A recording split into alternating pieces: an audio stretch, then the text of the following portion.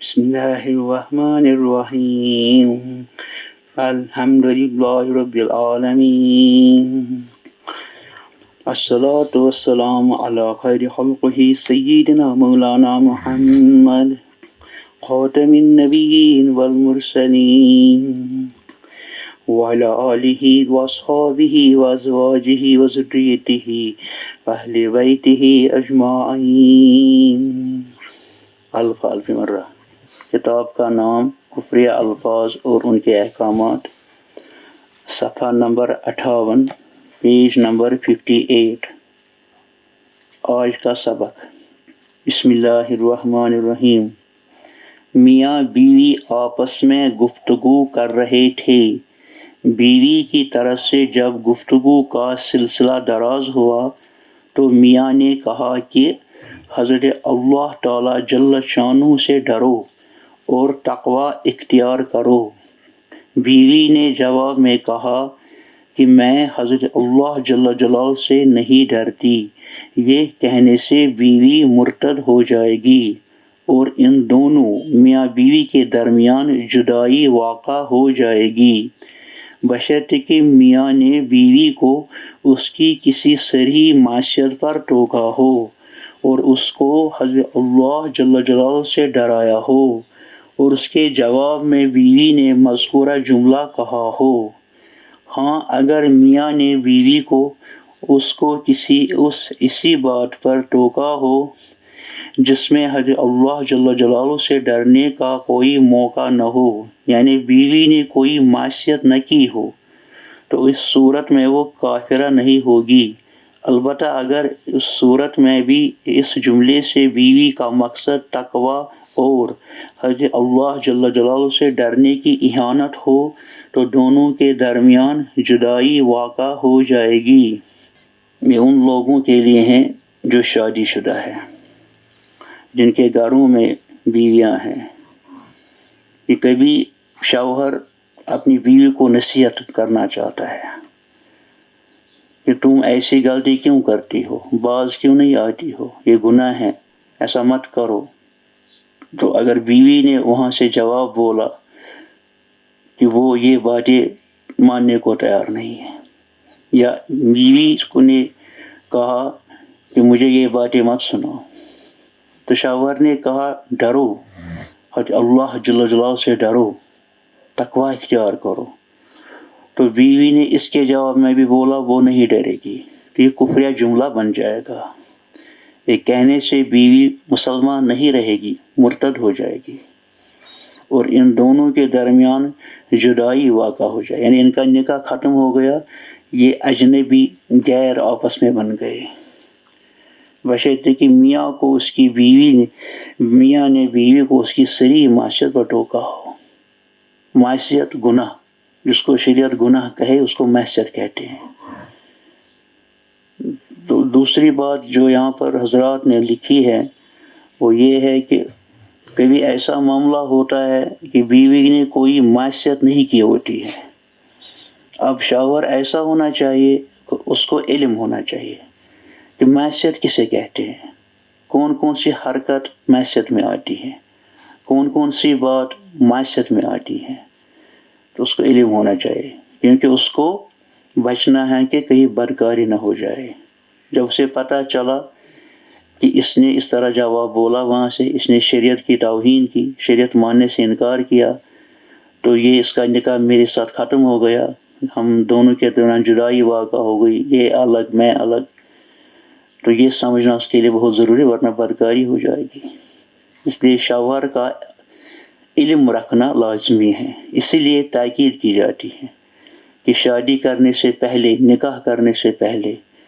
بیوی کو گھر میں لانے سے پہلے یہ سبق ضرور پڑھا جائے، لازمی ہے۔ اسی طرح وہ والدین جو اپنی اولاد کی شادیاں کرتے ہیں، نکاح کرتے ہیں، ان پر بھی لازم ہے کہ وہ لڑکے اور لڑکی کو شادی کرنے سے پہلے یا گھر بھیجنے سے پہلے یا ان کو رخصت کرنے سے پہلے یہ سبق ضرور پڑھائے، ورنہ وہ بھی مجرم ہیں جنہوں نے بیٹے بیٹی کو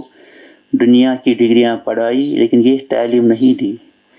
جب وہ وہاں پہنچی تو اس کا نکاح ٹوٹ گیا، لیکن وہ جانتی نہیں ہے، اور لڑکے کو پتہ نہیں ہے میرا نکاح ٹوٹ گیا، وہ بھی جانتا نہیں ہے، اس کو مانتا ہے میری بیوی ہے اور وہ مانتی ہے یہ میرے شوہر ہے، زندگی چل رہی ہے۔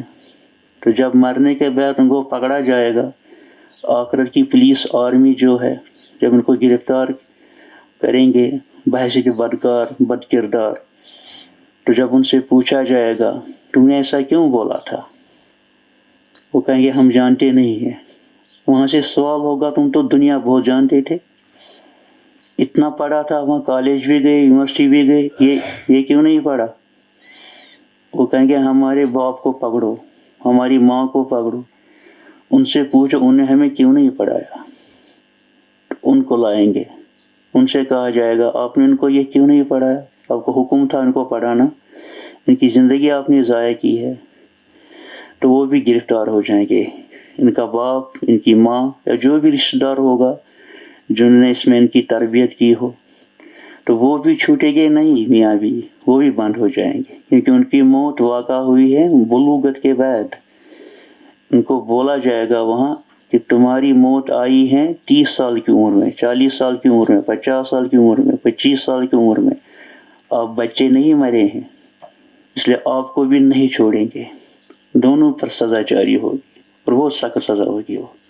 جل جلالہ بچائے۔ اس لیے اس میں یہ چیزیں بہت حساس طور پر لینی ہے۔ دوسری بات اس میں جو درس ہے ان لوگوں کے لیے جو شادی شدہ ہے، وہ یہ ہے کہ نصیحت کرنے کے لیے بھی علم ہونا چاہیے۔ کبھی کوئی سمجھتا ہے کہ میں نصیحت کروں شاید اسے فائدہ ہو، فائدہ تب ہوگا جب نصیحت کرنے کا علم ہوگا۔ کسی کو نصیحت کرے گا نماز پڑھو، کسی کو نصیحت کرے گا سچ بولو، کسی کو نصیحت کرے گا حلال کھاؤ، اس میں دیکھنا ہے کہ اس میں کیا کیا مسائل ہے۔ یا کبھی کسی نے کوئی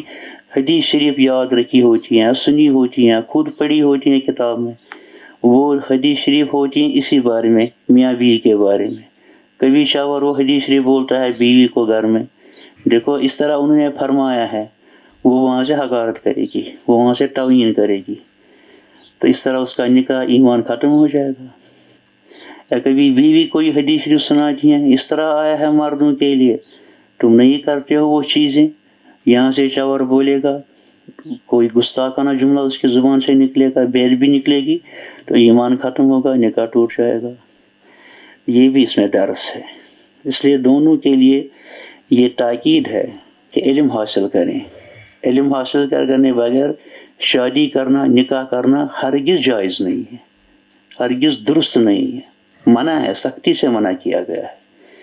اس لیے وہ بھی مجرم ہیں جو اپنی اولاد کی شادیاں یہ سبق پڑھانے سے پہلے کرتے ہیں۔ اب جن کو یہ غلطیاں ہوئی ہیں، ابھی زندہ ہے وہ، ان کو چاہیے کہ وہ اس بیٹے کو بلائے یا بیٹی کو بلائے، اس سے رابطہ کرے فوراً، اور اسے کہے دیکھو بحیثیت باپ بحیثیت ماں ہم سے غلطی ہوئی ہے، ہم نے آپ کا نکاح کیا، شادی کی، لیکن یہ سبق نہیں پڑھایا، ہم اس وقت بھی آپ کو تاکید کرتے ہیں کہ آؤ یہ سبق پڑھو پڑھو پڑھو، اور پچھلی پر ہم معافی مانگتے ہیں، توبہ کرتے ہیں۔ ہم اس لیے اس وقت آپ کو بولتے ہیں، اس وقت آپ ہیں شادی شدہ، بیٹے کو بولے گا، بیٹی کو اس وقت آپ سسرال میں ہیں، اب ماں بھی بن گئی ہیں، لیکن یہ سبق نہیں میں نے آپ کو پڑھایا،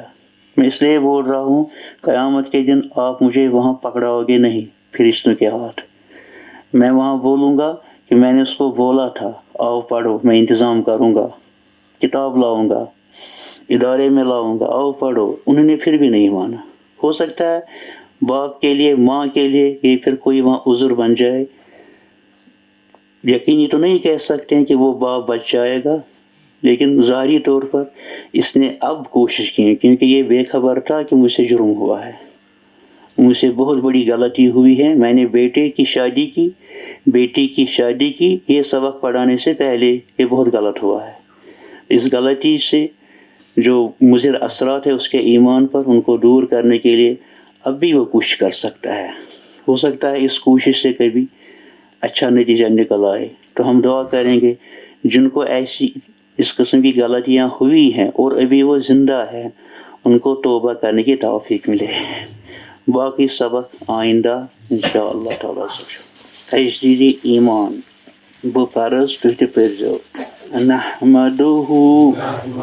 بآلائه ونصلي على عاقب أنبيائه آمنت بالله وملائكته وكتبه ورسله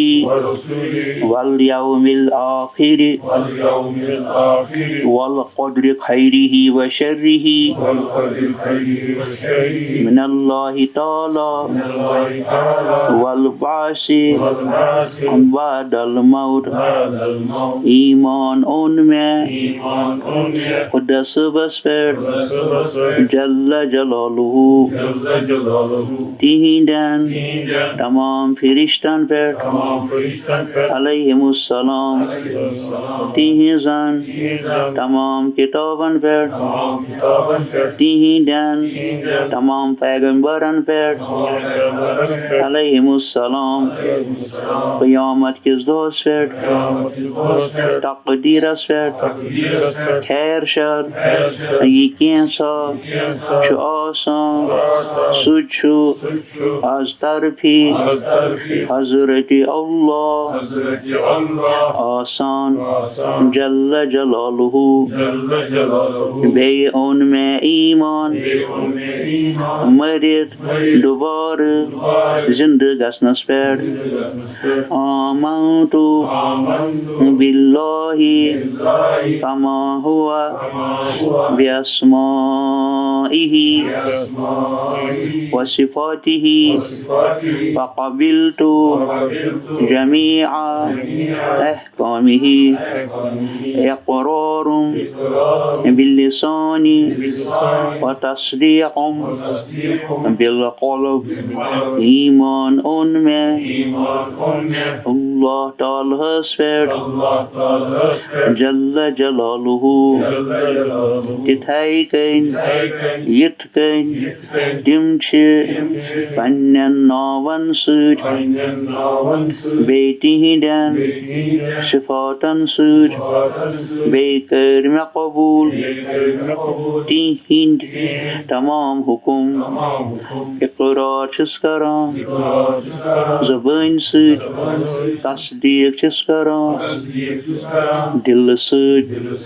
اللہ جل جلالہ وتقدست اسماؤہ عز اسمہ عز سلطانہ اشہد ان لا الہ الا اللہ وحدہ لا شریک لہ واشہد ان محمدا